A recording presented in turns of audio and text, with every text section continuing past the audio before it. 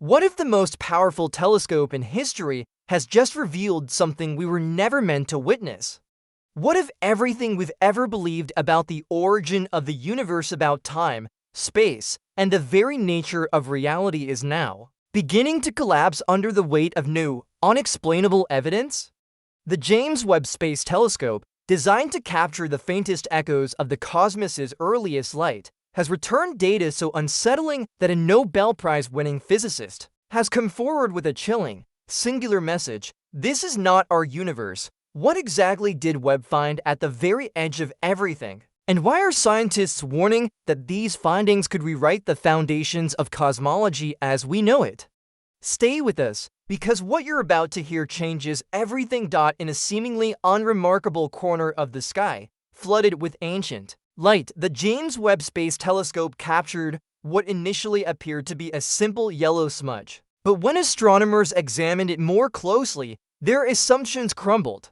That tiny glowing spot wasn't just another distant galaxy, it was the most distant galaxy ever detected, formed a mere 290 million years after the supposed beginning of the universe. But here's the part that defies logic. This galaxy is far too massive, far too luminous, and far too evolved to have formed so soon after the Big Bang. According to our current models of physics and cosmology, there simply wasn't enough time or raw material in the early universe for a structure like this to exist, and yet there it is.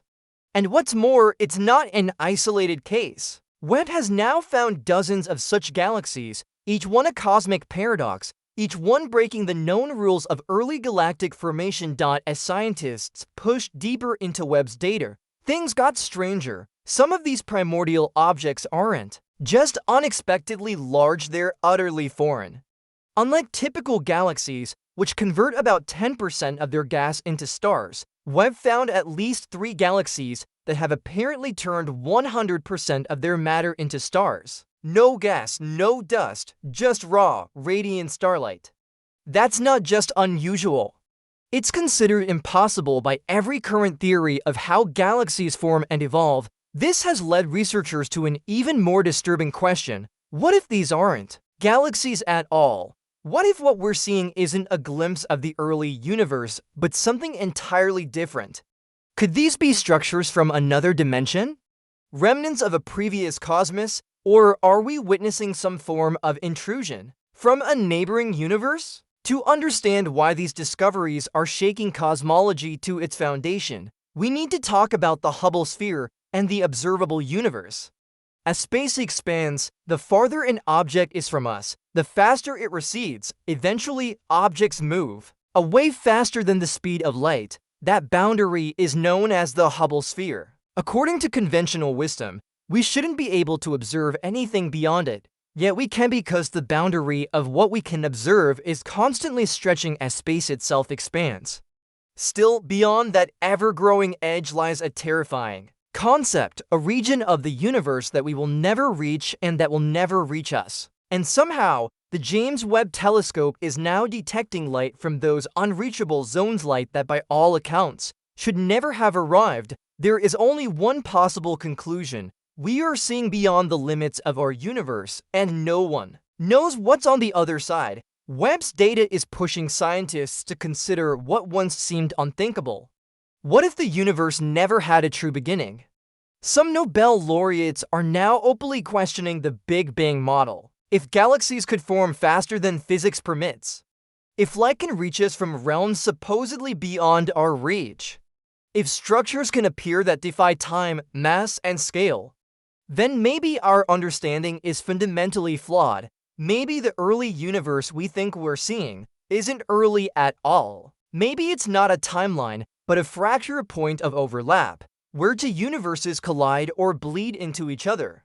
Or worse, perhaps something older, something alien to our reality, is seeping through. Whatever this is, it doesn't fit within any model we've ever made, and perhaps it never will. One of Webb's strangest and most overlooked discoveries wasn't a picture, it was a sound, or rather, a frequency. While analyzing the ambient noise of deep space, Webb's instruments picked up a faint, rhythmic oscillation.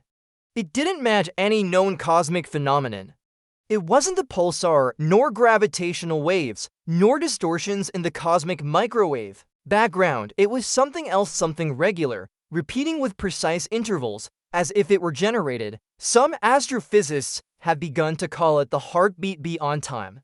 Others remain cautious, proposing that it might be the trace of exotic matter, something theorized to exist only beyond the physical limits of our known universe. But here's the unsettling part. This rhythm isn't random. It follows a distinct mathematical pattern, almost as if it were encoded, meant to be discovered. But that's not the only imbalance Webb has revealed. In the deepest reaches of space, galaxies appear to possess gravity strong enough to bend light, warp space, and influence surrounding structures, yet no visible matter accounts for it. This isn't just dark matter, it's something stranger. Webb seems to be detecting immense gravitational distortions with no corresponding mass. These phantom mass fields, as some are calling them, behave like invisible fingerprints, pressing into spacetime from sources we cannot locate.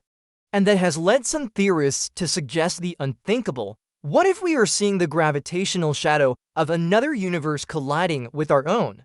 Could everything we observe have a mirror image we can't see, not metaphorically but physically? A long-dismissed French theory is now gaining renewed attention: the idea of a mirrored universe where time flows backward and the laws of physics run in reverse compared to ours. Why the renewed interest?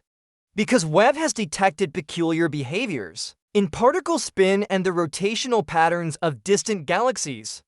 These patterns suggest asymmetry like to overlapping systems, one pulling in one direction, the other pushing back. It's as if our universe is being gently tugged by another one, just out of reach. If this is true, we may not be alone in the multiverse. We may be entangled with a shadow version of ourselves.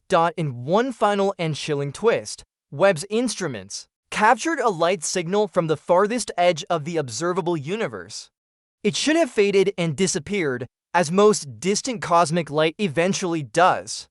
But it didn't. Instead, the light reappeared from a different direction, from a different time, but carrying the same spectral fingerprint. It was as if the light had gone out and bounced back. What Webb had recorded was a cosmic echo.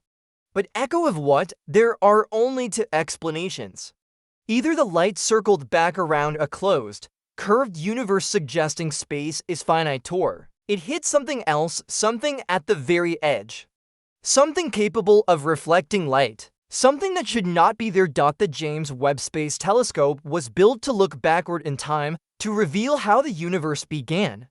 But instead, it may have shown us something far more terrifying. That our universe is not alone, that impossible. Galaxies, phantom mass, reversed patterns, unknown rhythms, and unexplained echoes are not anomalies but signals that chip away at everything we thought we knew. The comforting illusion that we understand where we are, when we are, and what we are. A Nobel Prize-winning physicist warned us, this is not our universe. And maybe that's the truth we were never meant to face. Perhaps we are drifting on the edge of something vast, ancient, and utterly indifferent. A deeper framework, a larger existence, a universe behind the universe.